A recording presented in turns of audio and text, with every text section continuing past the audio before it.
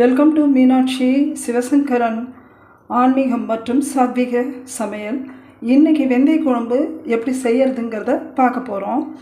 அடுப்பில் எண்ணெய் காஞ்சிருச்சு. இதில் முதல்ல கடலைப்பருப்பை போட்டுக்கலாம். கடலைப்பருப்பு நல்லா செவந்துருச்சு. அது 1 ஸ்பூன் எடுத்துக்கிட்டேன். இப்போ வெந்தயம் 1 ஸ்பூன் போட்டுக்கலாம்.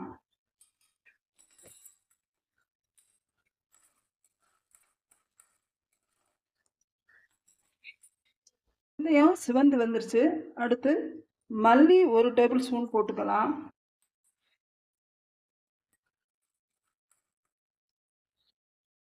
மல்லி சிவந்துருச்சு. நான் மிளகா வத்தல் ஒரு 8 வத்தல் நட்டுருக்கேன். உங்களுக்கு தேவைக்கு தகுந்த வத்தல் போட்டுக்கலாம். 8 சரியாக இருக்கும். 10 வேணாலும் போட்டுக்கலாம். சிவந்துருச்சு. இதுல ஒரு 15 வெங்காயத்தை போடுறேன். இதையும் நல்லா வதக்கிக்கலாம். ரொம்ப டேஸ்டா இருக்குங்க இந்த குழம்பு, வச்சு பாருங்க. வதங்கிடுச்சு. அடுத்து ஒரு 4 தக்காளிய போடணும்.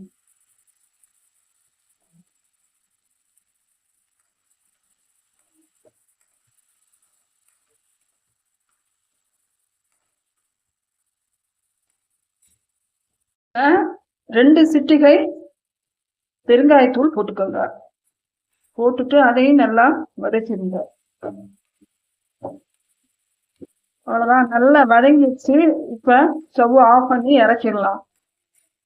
பொருட்கள் ஆறுன உடனே மிக்சியில போட்டு அரைச்சிடணும். அதோட 1.5 ஸ்பூன் இருக்கும். 1.5 ஸ்பூன் உப்பு இதில் போட்டுருங்க. அரைச்சி எடுத்தாச்சுங்க. நைஸாக அரைக்காம கொஞ்சம் குறைன்னு அரைச்சிக்கணும். எண்ணெய் சூடாயிடுச்சு. கடுகு உளுந்த பருப்பு, கருவேப்பிலை. இப்போ கருவேப்பிலை நல்லா வதக்கிடணும். வதக்கிட்டு இதுல இந்த அரைச்ச விழுதெல்லாம்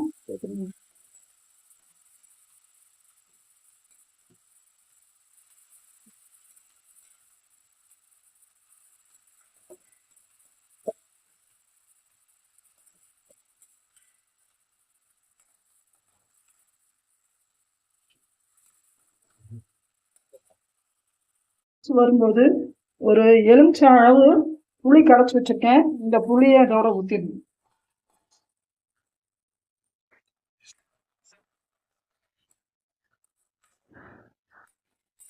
இது நல்லா கொதிச்சு வரும்போது 1 ஸ்பூன் குழம்பு பொடி போடணும். இருக்கு. இதுல 1 ஸ்பூன் குழம்பு பொடி போட்டுக்கணும், சாம்பார் பொடி. இது நல்லா கலக்கி விட்டு கொஞ்சம் தண்ணி ஊற்றிக்கோங்க.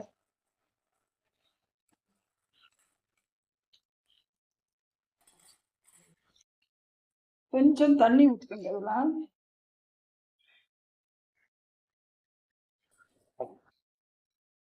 இது நல்லா கொதிக்கணும். கொதிச்சு எண்ணெய் திரண்டு வரும்போது எடுத்துருங்க. நல்லா கொதிச்சிருச்சுங்க.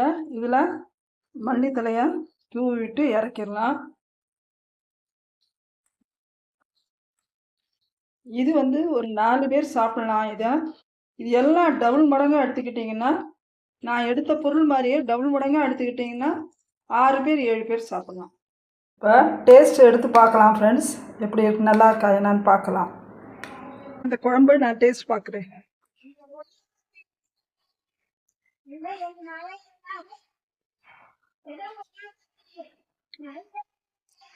செம்மையா இருக்குங்க.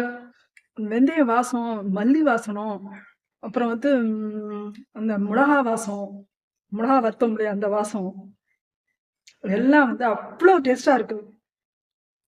பெருங்காயம் இதெல்லாம் சேர்ந்து சாதத்தில் பிசைஞ்சு சாப்பிடும்போது செம்மையா இருக்கும். நீங்க சாப்பிட்டு பார்த்துட்டு எனக்கு சொல்லுங்க. நீங்களும் அதே மாதிரி செஞ்சு பாருங்க. இந்த பதிவு உங்களுக்கு பிடிச்சிருந்துச்சுன்னா லைக் பண்ணுங்க, கமெண்ட்ஸ் பண்ணுங்க, ஷேர் பண்ணுங்க.